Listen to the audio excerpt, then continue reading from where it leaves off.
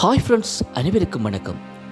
இந்தியாவிற்கும் பாகிஸ்தானுக்கும் இடையில் தற்பொழுது நடந்து கொண்டிருக்கின்ற யுத்தத்தில் இந்தியாவிற்காக உயிரை கொடுத்து மிகப்பெரிய வெற்றிகளை பெற்றுக் கொடுக்கின்ற பறக்கும் ட்ரோன்களின் கதைதான் நண்பர்களே. இது இந்திய விமானப்படை மீது பாகிஸ்தான் ஏவிய மிசைல்களை தடுக்கவும், எதிரியின் ரேடார் ஸ்டேஷன்களை துளைக்கும் போர் வாகனத்தை அழிக்கவும் இந்தியாவிற்கென்று ஒரு ட்ரோன் இருந்தது. உயிரோடு சென்று சாவை தேடி வந்தது அந்த ட்ரோன்.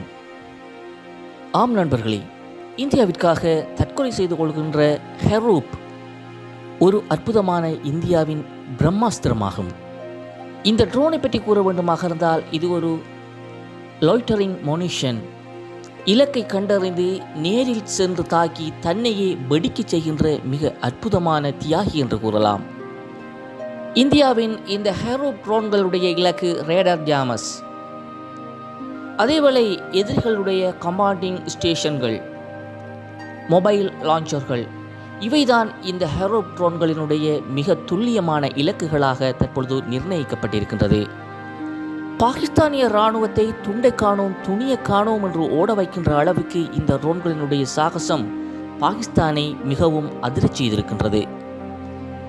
இஸ்ரேலினுடைய வான்வழி பாதுகாப்பு நிலையத்தினால் உருவாக்கப்பட்ட இந்த ஹெரூப் ட்ரோன்கள் கமிகாசி ட்ரோன் தொழில்நுட்பத்தை சார்ந்தவை.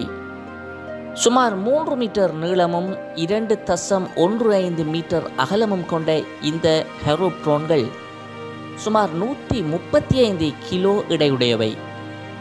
பின்புறத்தில் ப்ரொப்பலர் என்ஜின்கள் மூலம் இயக்கப்படுகின்ற இந்த ட்ரோன்களினுடைய வேகமானது மணிக்கு 185 கிலோமீட்டர்களாகும். தொடர்ச்சியாக 6 மணி நேரங்கள் வானில் பறந்து எதிரிகளினுடைய இலக்கை துல்லியமாக நிர்மூலமாக கூடியவை இந்த ஹெரூப் ட்ரோன்கள்.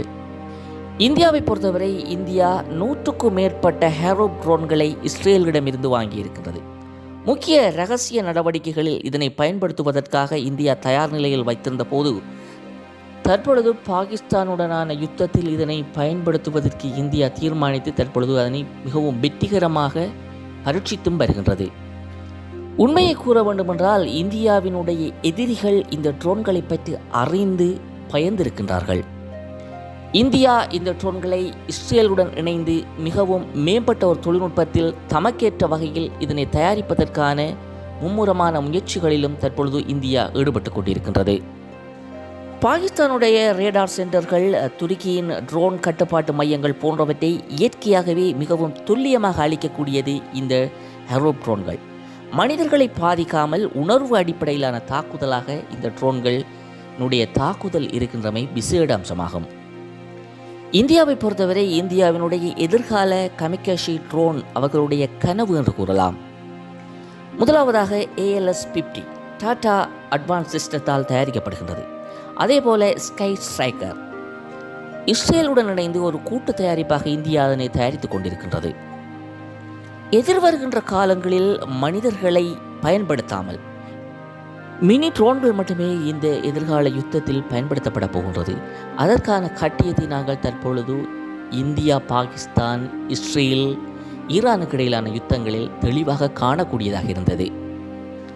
ஆனால் ஒரு விடயம் மிக முக்கியமானது, போர்க்களத்தில் வெற்றி எப்படியெல்லாம் வந்தாலும் பரவாயில்லை, ஆனால் அந்த வெற்றி உன் உயிரை கேட்டுக்கொண்டால் அதை ஹெரூப் மாதிரியான ட்ரோன்கள் தான் ஏற்கும் என்பதுதான் தற்பொழுது உலக நியாதியாகிவிட்டது.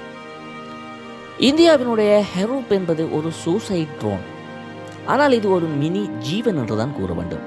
இதனுடைய குறிக்கோள் ஒன்றுதான், தன்னையை அழித்து எதிரியை அழிக்க வேண்டும். வெடிப்பு நேரம் வரைக்கும் இது பறந்து மிக துல்லியமாக இலக்கை சுற்றி சத்தமின்றி உள்நுழைந்து இலக்கை நிர்மூலமாக்குகின்றது. இந்தியாவை பொறுத்தவரை இந்தியா இதுவரை இந்த ட்ரோன்களை பற்றி தவிர்க்கத்தக்க வகையில் மிகவும் மௌனம் காத்தது.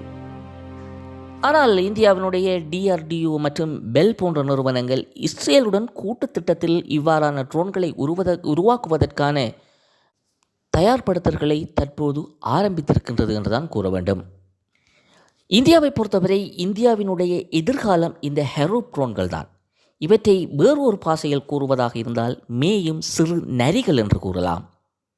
ஓகே ஃப்ரெண்ட்ஸ், இந்த வீடியோ உங்களுக்கு பிடித்திருக்கும் என்று நம்புகின்றோம். மீண்டும் ஒரு காணொளியில் சந்திக்கலாம். அதுவரை நன்றி.